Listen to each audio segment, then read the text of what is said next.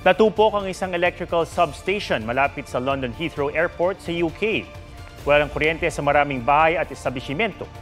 Pinakaparalisado ang Heathrow na isa sa busiest airport sa daigdig. Buong Biyernes ay sarado ang paliparan. Mahigit 1,000 flights ang kinansela at ayon sa Heathrow ay maaaring tumagal ng ilang araw ang flight disruptions. Hindi pa malinaw kung kailan may babalik ang power supply lalo't inaapula ang sunog. Inaalam pa ang sanhi nito. Bagamat walang nakikitang foul play ang pulisya, nagsisiyasat na rin ang counter-terrorism unit ng UK.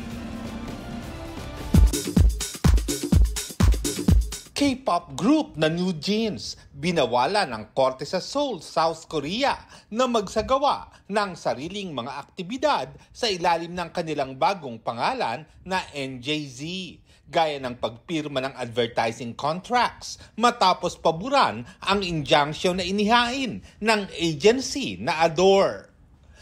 Ayon sa Adore, dahil nila'y legally confirmed ang pagiging agency nila ng New Jeans, gagampanan daw nila ang kanilang tungkuling suportahan ang grupo. Umaasa raw silang makakausap ang mga artist.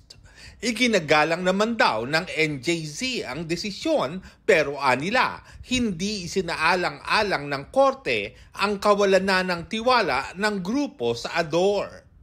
Aapila raw sila at maghahain ng iba pang mga dokumento bilang ebidensya.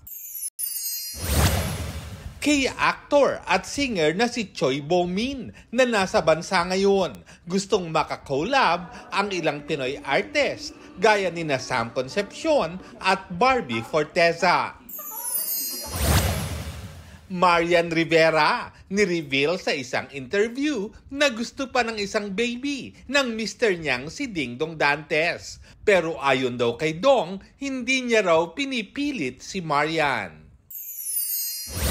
Premiere night ng Sinagtala. All out ang support mula sa fans. May live performance pa ang cast ng theme song ng pelikula.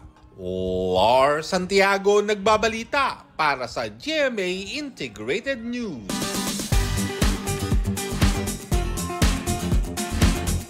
Malabon is served with the new world record. Opisyal na nakuha ng lungsod ng Guinness World Record para sa pinakamahabang linya ng mga mangkok ng pansit.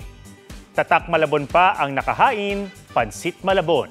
Umabot sa 6,549 na mangkok ng Pansit Malabon ang inihilera sa Malabon Sports Center. Nabasag nito ang longest line of bowls of noodles record sa Hunan, China na binubuo ng 3,988 bowls of noodles.